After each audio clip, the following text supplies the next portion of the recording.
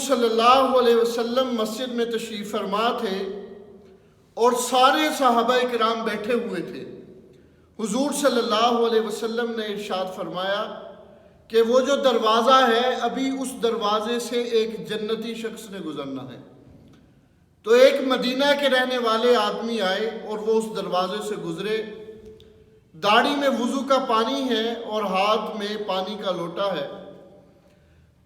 انہوں نے نماز ادا کی اور چلے گئے۔ اگلا دن آیا، حضور صلی اللہ علیہ وسلم نے پھر ارشاد فرمایا کہ یہ جو سامنے دروازہ ہے اس دروازے سے ایک جنتی شخص نے گزرنا ہے۔ چنانچہ پھر جب دیکھا گیا وہی آدمی اسی دروازے سے گزرے اور وہی حلیہ اور نماز پڑھی اور چلے گئے۔ تیسرے دن حضور صلی اللہ علیہ وسلم نے پھر اعلان فرمایا کہ یہ جو سامنے دروازہ ہے اس دروازے سے ایک جنتی نے گزرنا ہے۔ چنانچہ تیسرے دن بھی وہی آدمی اس دروازے سے گزرے، نماز ادا کی اور واپس چلے گئے۔ ان صحابہ میں ایک حضرت عبداللہ ابن عمر رضی اللہ تعالیٰ عنہ بیٹھے ہوئے تھے اور ان کا معمول یہ تھا کہ یہ ساری رات قیام کرتے تھے اور سارا دن روزہ رکھتے تھے۔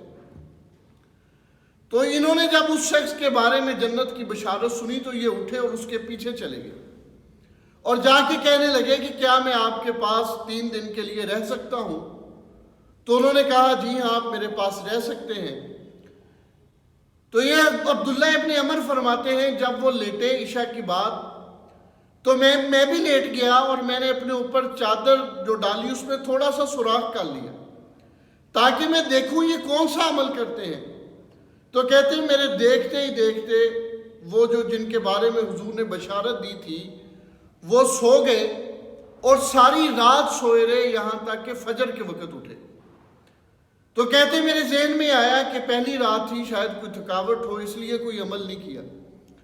تو کہتے جب دوسرا دن ہوا اور میں نے رات کو پھر دیکھا وہ پھر فوراً سو گئے، کوئی تہجد نہیں پڑھی، فجر کا وقت ہوا، اذان پہ اٹھے اور مسجد میں آئے، نماز پڑھی، اور اسی طرح تیسری رات ہوا۔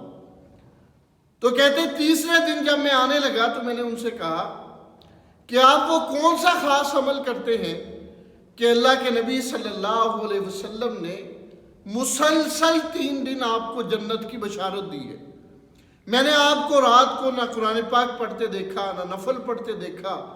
وہ کون سی ایسی عبادت ہے کہ جس کو کرتے ہوئے آپ کو یہ مقام ملا کہ حضور صلی اللہ علیہ وسلم نے 3 دن مسلسل آپ کو جنت کی بشارت دی؟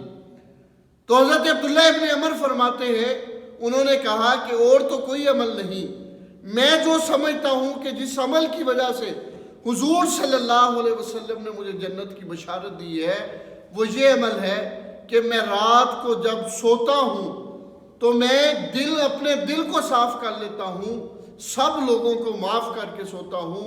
اس عمل کی برکت سے حضور صلی اللہ علیہ وسلم نے بشارت دی کہ یہ شخص جنتی ہے۔ یعنی اگر ہم اپنے دل کو صاف رکھیں گے، لوگوں کو معاف کریں گے تو ہمارے لیے بھی جنت کا راستہ آسان ہو جائے گا۔ اس لیے فرمایا کہ اللہ تعالیٰ کو یہ عمل بہت محبوب ہے کہ اگر آپ کسی کو معاف کرو گے تو انشاءاللہ تعالیٰ کل قیامت کے دن اللہ تعالیٰ آپ کو بھی معاف فرما دے گا۔